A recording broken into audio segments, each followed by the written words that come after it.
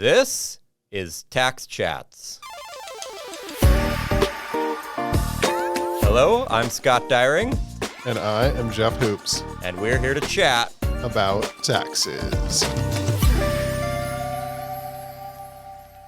Hello and welcome again to another episode of Tax Chats. I'm Scott Dyring, professor of accounting at Duke University. And as always, I'm joined by my colleague and friend and tax museum curator, Jeff Hoops at the University of North Carolina. Hello, Jeff. Hello. So today we're going to entertain a topic which many of you may not have even heard of, called tax war resistance.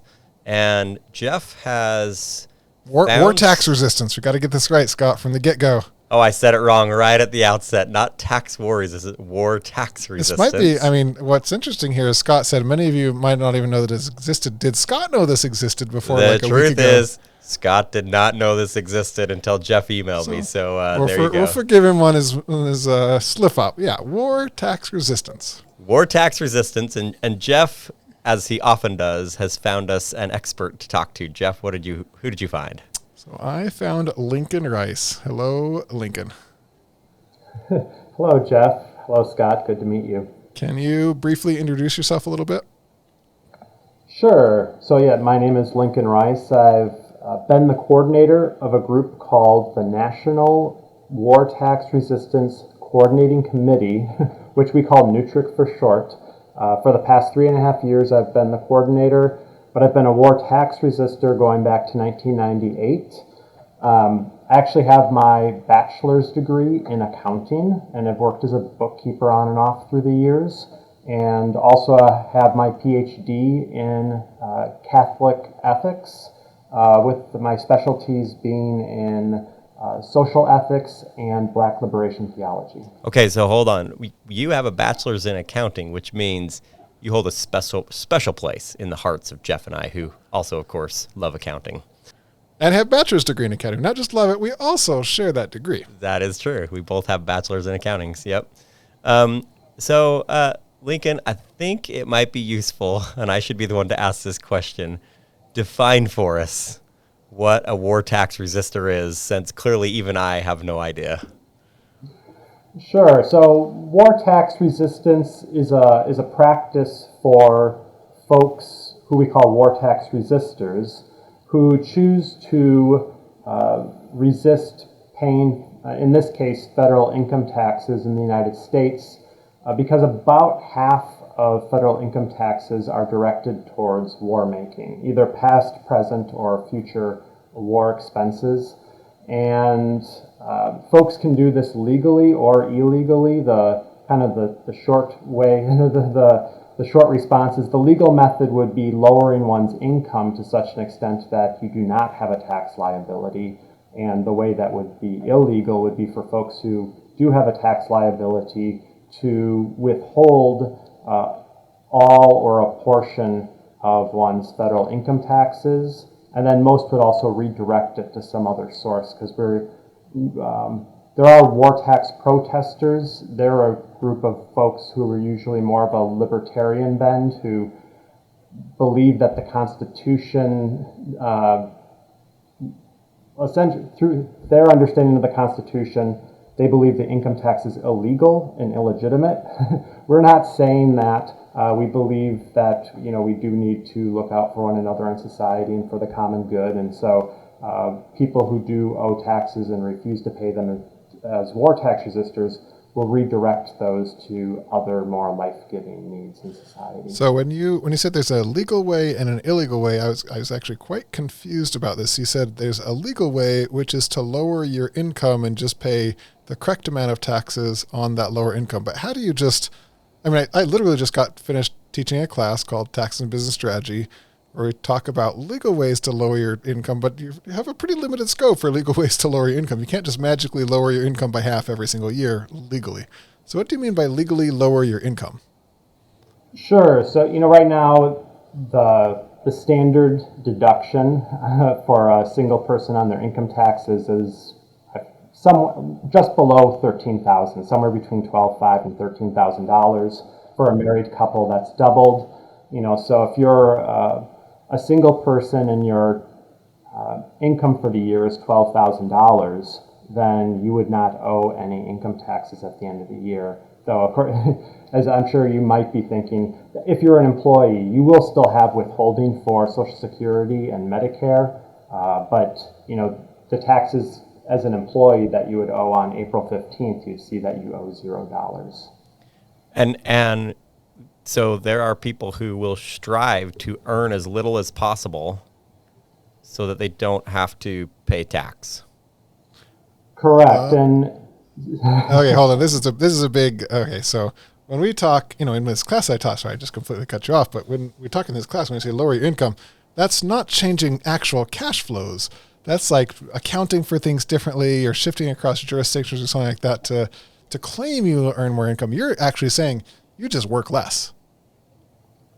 Yes, either work less. Usually, for most people, it's work less, or they might even, in certain instances, there have been Vortex resistors who, at their job have said, "Can you pay me less?" So that because I want to limit my amount of income. And most employers, assuming it doesn't bring you below the legal wage, the legal minimum wage, most employers do not mind paying someone less. Yeah, I can imagine that's true. How many Vortex resistors are there? That's a difficult number the short answer is we don't know. We've often thrown around this number of there's 10,000 probably.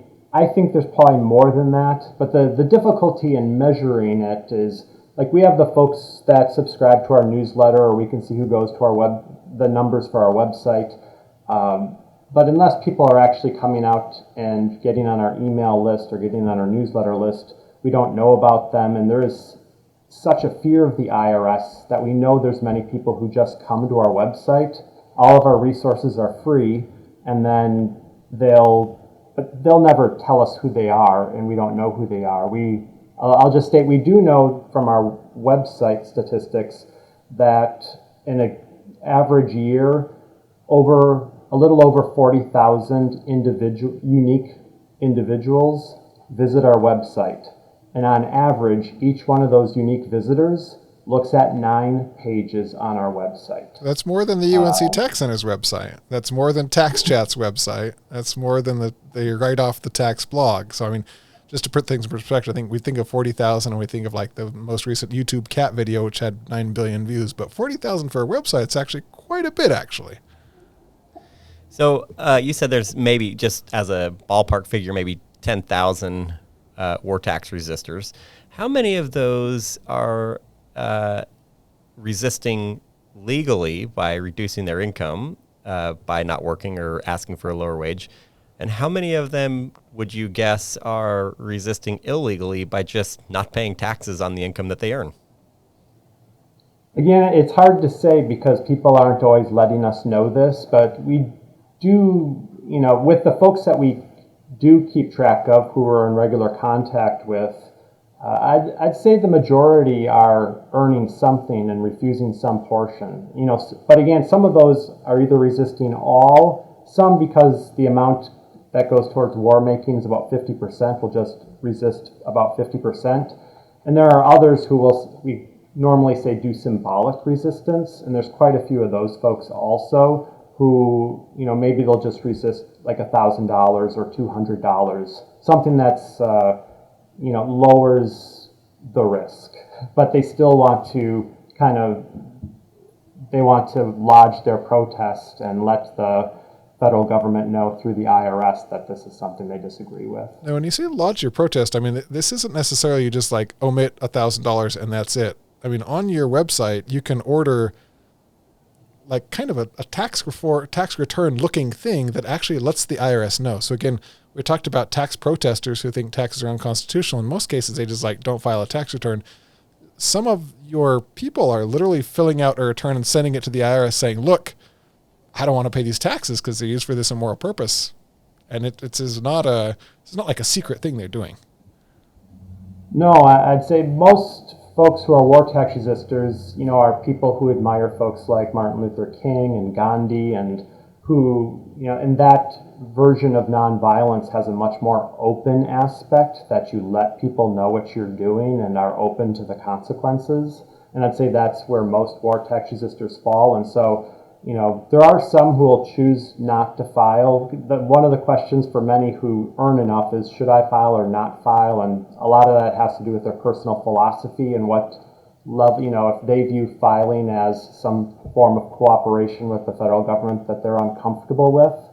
But otherwise, for those who file, we always state our advice is for people to file accurate returns, and then most folks will then include a letter stating why they've included a return with either a partial check or no check at all. How often do people who file like that last way you described, where they file accurately but then don't actually remit the tax, or they remit part of the tax, how often do they get audited and then possibly in the extreme case sent to jail? Regarding the former, regarding audits, it's actually very rare for a vortex resistor to be audited. Because as you know, an audit is, the purpose of an audit is the IRS is unsure if you stated your income correctly, and they want to verify that your income is accurate. And so because of the openness of most vortex resistors, the IRS has not often questioned the accuracy of 1040s. And then the jail aspect is something that is also very rare. Really going back to World War II, we do have on our website, there's a frequently asked questions tab that's easily marked, and under there you can, we have a list of every time a vortex resistor has even gone to court since World War II. And so I don't remember the exact number who've actually gone to jail, but those who have gone to jail usually fall under a couple categories. One is that they were brought to court and were held in contempt. Normally they were held in contempt because they refused to say where their assets were. So they might go to contempt, they might go to jail from anywhere from 1 month to 6 months. But even that has not happened in the last 25 years. The IRS that doesn't seem to be their way of wanting to do things more recently. So in the last 25 years, almost every person, of the very few people who've gone to jail, it's because they did something that we don't recommend, which is not file accurate tax forms. And that is something the IRS takes more seriously, and I think they view that even though these are vortex resistors that normally might be viewed more sympathetically by a jury or by the public in a news article, when someone has practiced fraud, they become much less sympathetic, and those are the folks that the IRS has gone after in the last 25 years. So so here's the question, I guess. So it seems like when I work for UNC, you work for a normal job, you're going to get a W-2. And the way information returns is the IRS has these hundreds of millions of W-2s. They will cross-check that with your 1040, see all the income claimed, and I would expect they wanted to see taxes actually paid on that income. But you're saying if you file a tax return that says, I made $40,000, I should be paying $5,000, here's a check for $0, they just don't mind? They just are completely okay with that and let you get on with your life? I'd say the number one thing that they do is that the IRS does in response is send letters.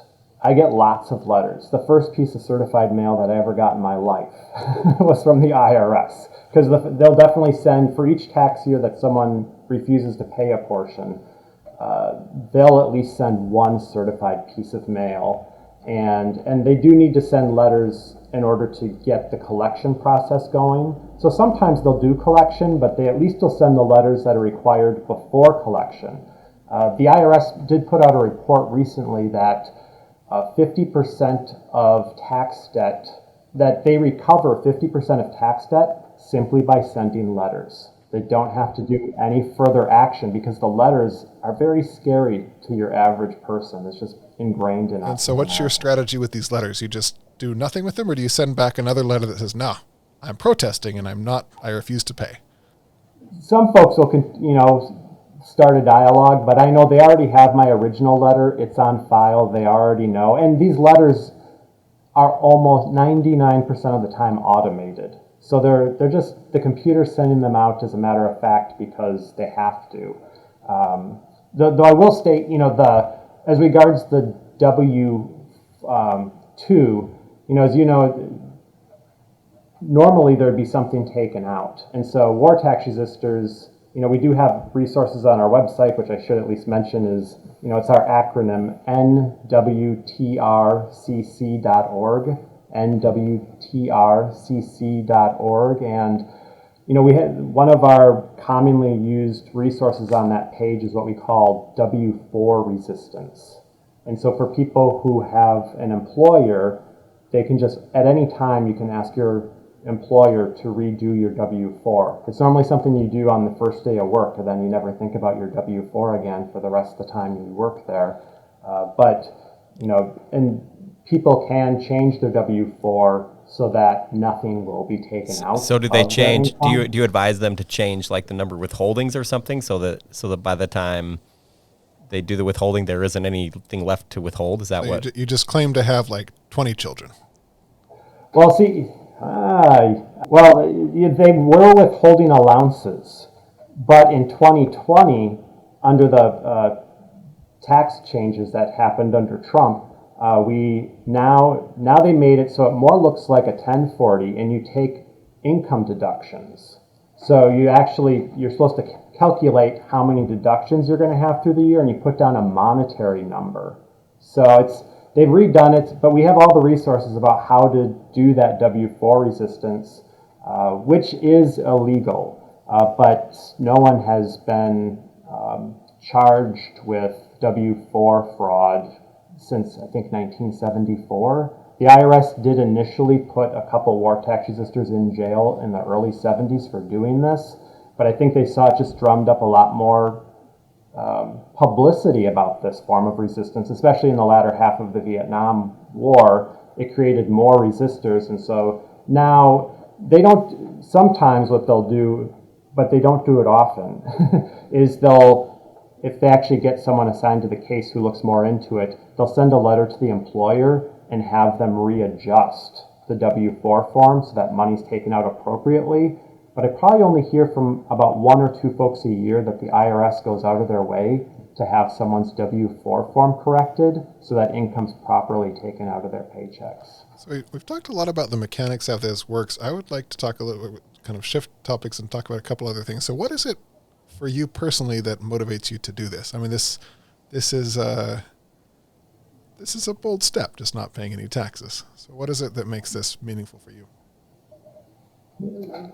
I mean, personally, I'd say, I'll start very generally. For most folks, it's, believing that war is immoral, believing that war is wrong, and not wanting to participate. So just as there are conscientious objectors who who'll say I cannot be drafted into the military, at different points in time after World War, I'm a Catholic. It comes out of my Catholic faith.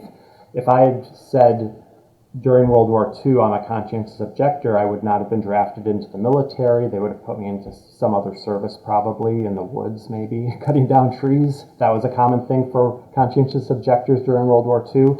But as a Catholic, if I had said during World War I I'm a conscientious objector, according to the federal government during World War I, Catholics could not be conscientious objectors. They did not recognize that Catholics could believe in nonviolence. And so I would have gone to jail, and many Catholics during World War I went to jail. So kind of similarly, and this would be my own belief too, just as I would not serve in the military because I believe that would be against my moral compass and my understanding of my Catholic faith to go out with the purpose of probably killing someone in the name of our federal government.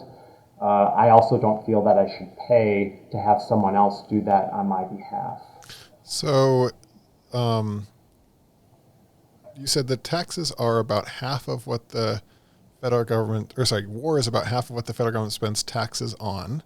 I mean, we should kind of caveat, I'll assume that's true, but it's not that that's the half of what the government spends money on, because most of what we spend money on isn't paid for by anything, just by printing money, so we should throw that out there just so that math all adds up. But how do you think about all the other pieces? I mean, the federal government, I would assume, does something that you value. Are you paying some taxes, and how do you think about that? Yeah, so I do pay my Social Security and Medicare. I pay the FICA taxes. There are some war tax resistors that, if they're self-employed, will avoid those taxes also, because most presidents at one point or another have borrowed from Social Security in order to pay for some war. But I, want to support folks who've been, that are gathering their Social Security. I believe it's a good social net, a social net program that can help a lot of folks. But after that, because those are more set aside specifically, even though they're borrowed against sometimes. But when it comes to kind of the larger pot, there are programs that I, do think are good. But at the end of the day, with 50% of that money going to war making, it's just not something I feel comfortable paying any amount. So I know any amount I pay, half of that will go to war making. And that's why myself and many other war tax resistors, most other war tax resistors, will redirect those funds. And, redirect them. Some will do it to peace groups, some will do it to, a homeless shelter, others will do it for immigration, groups doing support for immigration. Recently, it's become more popular to also provide support for different Black Lives Matters groups, and but other things that we wish our taxes were going for, that we view as a better use of our federal tax dollars. But we definitely, I'd say, the average war tax resistor isn't opposed to where most of the other 50% goes. So to kind of take the reverse argument, I mean, how do you think about living in a society? I mean, in a democracy, the government's going to do all sorts of things. And I guess one solution would just be to limit the scope of government, so this government just does far fewer things. But the government's currently doing a lot of things. I would assume there's nobody in society that morally agrees with everything the government is doing. So it seems like if we were all to take the position of war tax resistors, nobody would pay any taxes. How do you think about that? I mean, it seems like in a pluralistic society, some things you agree with, some things you don't. Is it just the case that war is such a large component and so evil that it's different than all these other activities? Or how do you think about that? I mean, I think that would be it exactly, that war making is viewed as different. There's, there are folks that might say, well, I don't want my I don't want my taxes to be used to support welfare, or maybe someone says I'd rather drive on gravel roads. I don't know if anyone is saying that, but I mean, the federal government funds abortions, for example. The federal government supports police forces which do bad things. I mean, there's things that the federal government pays for birth control that some people very deeply think are wrong. It's not. Yeah, I mean, abortion would probably, I could see more of a correlation for folks who would view abortion as the killing of another human being, and there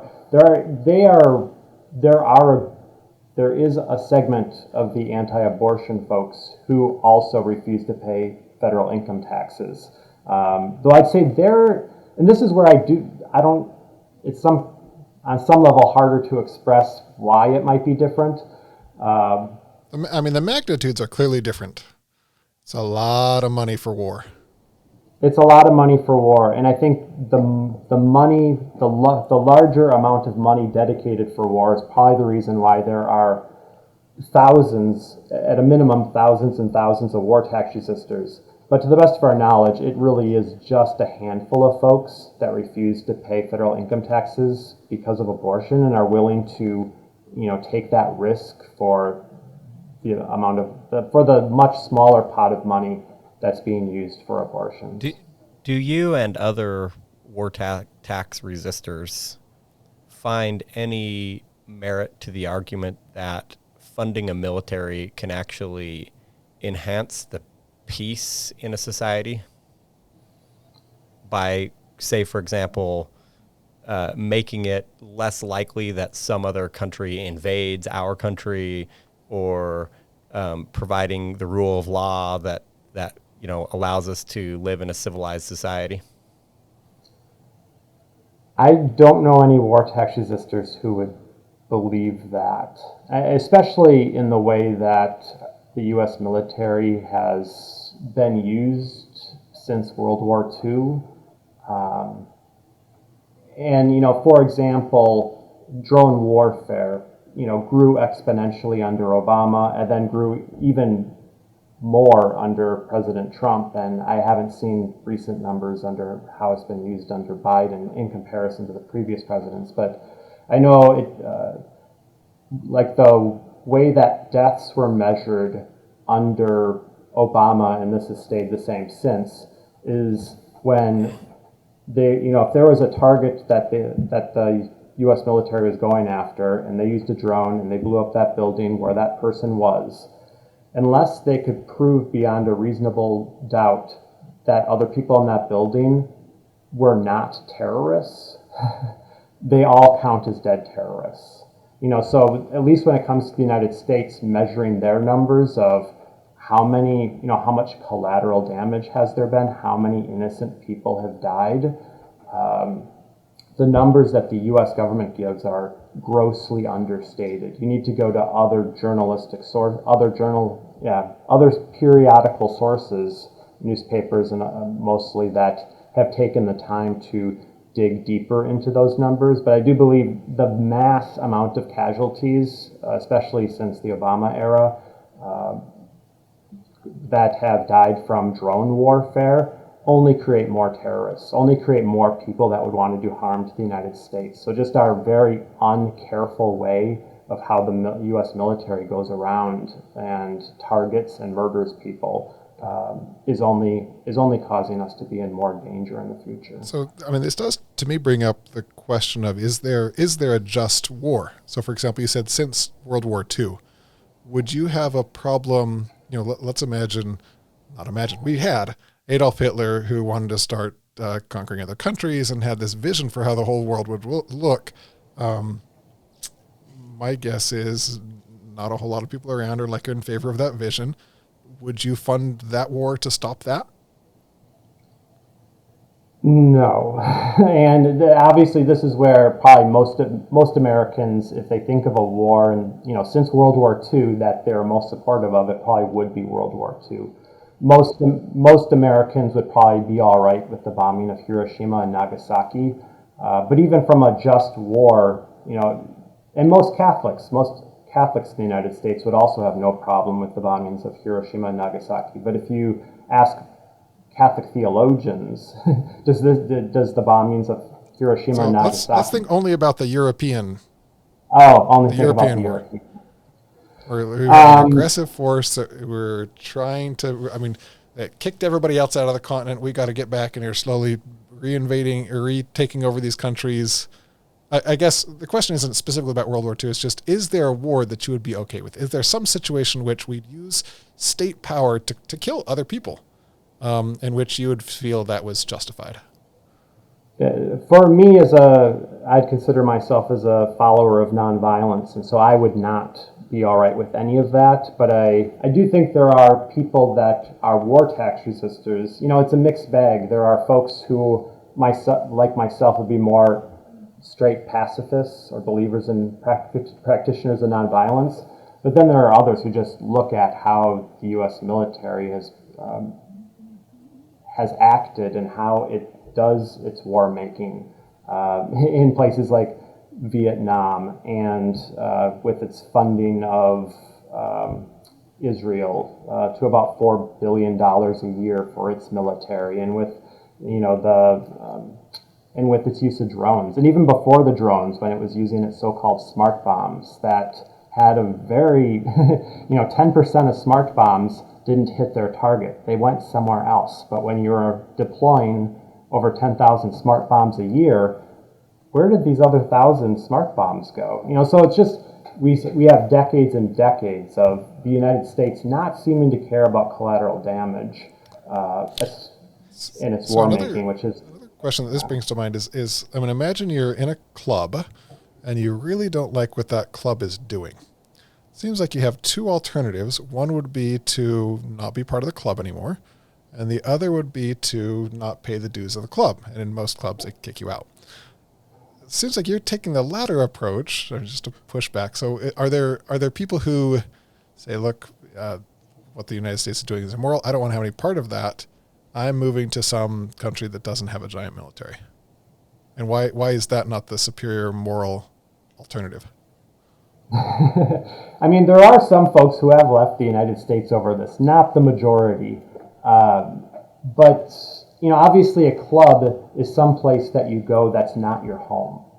And that would be a main difference here, is that it'd be like if you were born in the club and raised in the club, and your club is where you sleep at night. And it gets back to this kind of deep concept of the social contract, and we imagine this social contract, but none of us actually signed it. We're kind of forced into it.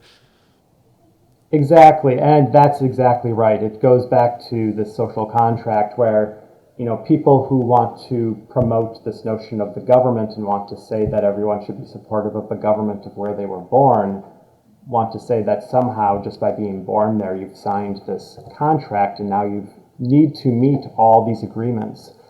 But even, to push that a little bit, even in the United States, the federal government recognizes that there are conscientious objectors, and they recognize that that can fit, even if it's not from a religious perspective.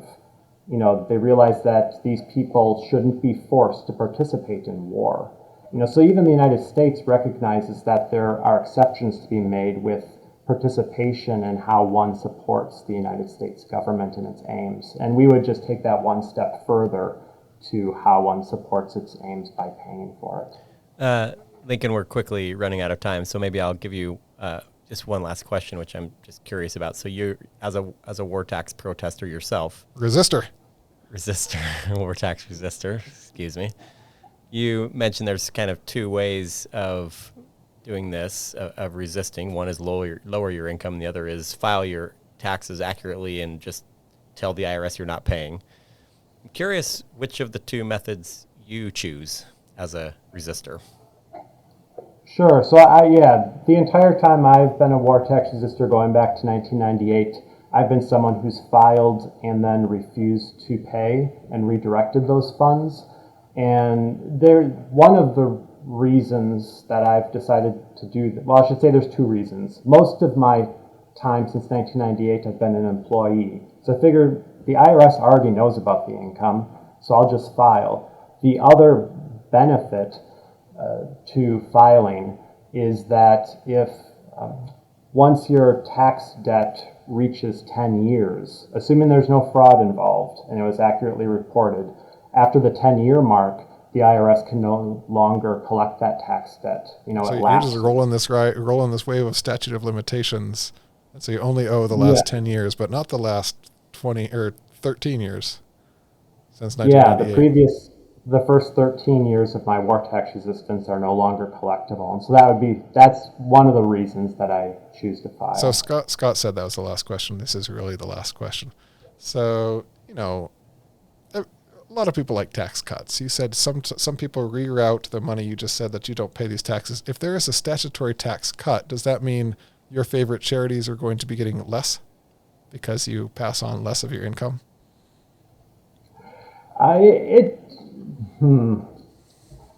That depends on the war tax resistor. There are folks who are underneath the taxable income amount, but will still donate to some charities, or might use that extra time that they have to volunteer. For myself, I normally try to donate well over and above what I would owe in federal income taxes. Maybe this is a partially selfish viewpoint, but partially if I ever was criminally charged, which again hasn't happened with someone in over 25 years, except in cases of fraud, but if they decided to make an example out of me, I believe it would make me more sympathetic to show that it's not that I'm a tax protester or a type of libertarian that views, I'm just trying to keep all the money that I can, and I don't care about anybody else. And not that I believe that's a viewpoint of all libertarians, but that they would represent more of the war tax protesters. So in some ways, you're using your donations to other causes as a little bit of an insurance for the potential that you may need to have a Sympathetic jury. Sympathetic jury. It's a both and. It's something I believe in. I like to, be able to help out those other groups as I can, but in the back of my mind, there is also that little part that this would be helpful. So it's give a little extra, and it's good for everybody. Well, Lincoln, thank you so much for joining us. This has been very fascinating to learn about something that I knew exactly nothing about before Jeff raised this issue. So thank you for joining us. It's great being with you, Jeff and Scott. Thank you. All right, this has been another episode of Tax Chats. We hope you'll tune in next time. Goodbye. Goodbye.